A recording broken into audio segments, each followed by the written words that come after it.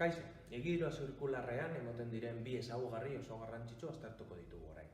Periodoa eta frekuentzia. Periodo, segundutan neurtua izango da buelta bat emoteko behar duen denbora. Bale?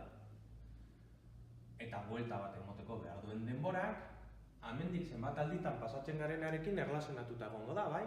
Neuk hemen jartzen banaiz kontatzen, eta zobe baldin bazaudete patioan korrika egiten, buelta bat emoteko behar duzuen denbora, nik hemen nau, 10 minutu egongo naiz begiratzen zenbat buelta ematen dituzuen. Buelta bat emoteko behar duzuen denbora oso handia bada, gitxitan pasako zarete nire posiziotik. Baina buelta bat ematen baduzu oso harin, nire posiziotik pasako zarete oso harin. Orduan, frekuentzia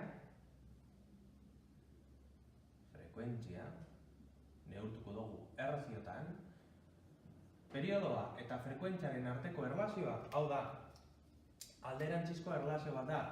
Zergatik, zenbat eta arinago buelta bat emon, nire posiziotik aldi gehiagotan pasako zara, bai?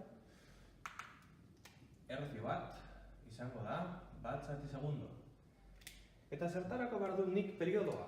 Esan dugu, abiadura angeluarra badela angeluaren aldaketa denbora tarte batean.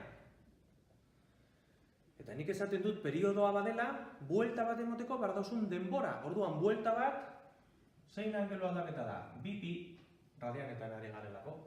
0, pi erdi, pi, iru pi erdi, 2pi. 2pi buelta bat. Eta buelta bat emoteko behar dudan denbora zein da? Periodoa. Orduan, badakigu, abiadura angeluarra izango dela 2pi zati t. Edo 2pi bider frekuentzia. Hau baita oso erabilgarria izango zaigu hurrengo urteetan egidura zirkularra emoten danean, gravitazio eremuan, partikula bat eremu elektriko-magnetiko batean sartzerakoan, buruan sartu 2pi zati t abiadura angeluarra. Esaten genuen abiadura angeluarra bazela angeluaren aldaketaren arintasuna. Buelta oso bat emoteko behar dudan denbora, posizio aldaketaren arintasuna da. Hortaz, abiadura angeluarra izango da 2pi zati t edo 2pi bider frekuentzia. Frekuentzia 1 zati t delako. Hona ekartzeko du frekuentzia, periodoa datorrelako. Batxadez ikusi bideo hau eta horrekoa, azelerazio normala zer dan oso ondo ulertu behar dugu, eta periodoa eta frekuentzia zer diren ulertu behar ditugu, eta espresio hau maneiatu behar dugu.